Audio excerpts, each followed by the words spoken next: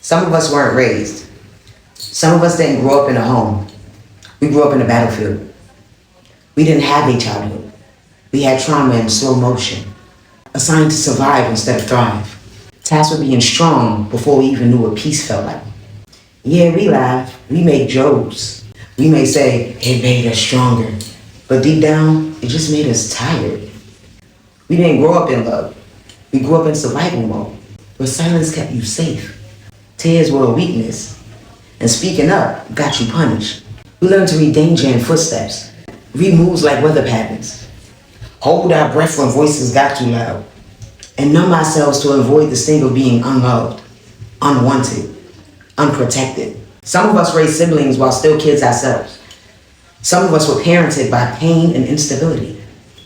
Some of us were groomed to please, to shrink, to serve, just to avoid backlash. Some of us learned to cook before we learned to spell, learned to soothe others while nobody was soothing us. Some of us had to become our own comforter, our own parent, our own protector, too early for too damn long. And still we were expected to smile, to behave, to perform, to be grateful because we had food and clothes, as if survival were all we were worthy of. Nobody talks about how lonely it feels to sit in a room full of people who call themselves your family and still feel like a stranger. Like you were never truly seen, never really heard, never really loved, just managed. Some of us are mourning parents who are still alive, grieving relationships that never existed, only roles we had to play.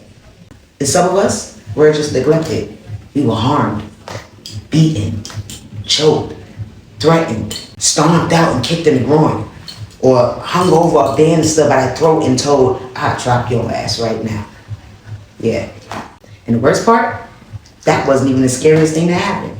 Some of us were touched by the very people who were supposed to protect us, molested by family members, violated by family friends and our own friends, assaulted by strangers.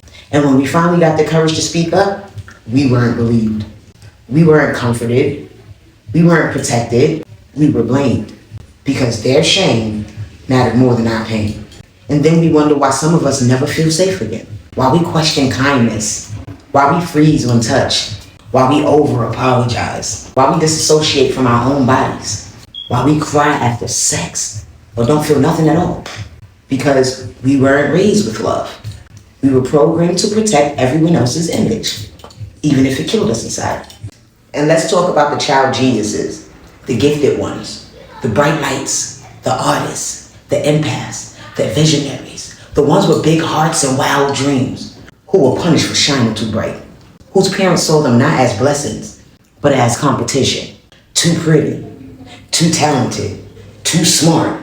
So instead of nurturing us, they clipped our wings, mocked our joy, sabotaged our gifts until we stopped trying, until we became a shell of what we could have been. Just another broken adult with brilliance buried under trauma. And we carry all of that into adulthood. We carry the silence, the rage, the grief of never getting what we deserved, of having to battle suicidal thoughts in a room by ourselves. No hotline, no lifeline, just you, talking yourself out of ending it, using the same brain that talked you into doing it all, because you were shown or told you're not worthy of love. And now we're here, trying to unlearn it all, trying to find our voice, trying to believe we are worthy of love, of softness, and of peace. And what hurts the most is that we still crave it, even now. That one warm hug that says, you're safe now. That one voice that says, you didn't deserve what happened. That one moment where we don't have to hold it all together, where we don't have to be strong, where we don't have to explain our silence, our sadness, our triggers, where someone just sees us without judgment, without pressure, without expecting us to shrink to be loved. We crave love that doesn't come with guilt, comfort that doesn't have to be earned, safety that doesn't disappear the second we speak our truth. Because underneath all this armor, we are still that child, longing to be held, longing to be chosen, longing to finally be free. So if you see us now, quiet, cautious, intense, please understand, we weren't raised. We survived.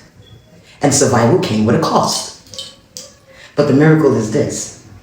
we're still here, still choosing softness, still trying to become what we never received, still building homes we never had. Pat yourself on the fucking back. This isn't a sob story. It's a resurrection of a soul that refused to stay buried beneath pain. And if no one's told you yet, you never deserved what happened to you. And your survival is proof of your divinity. Stay strong, but take a moment to be weak every now and then.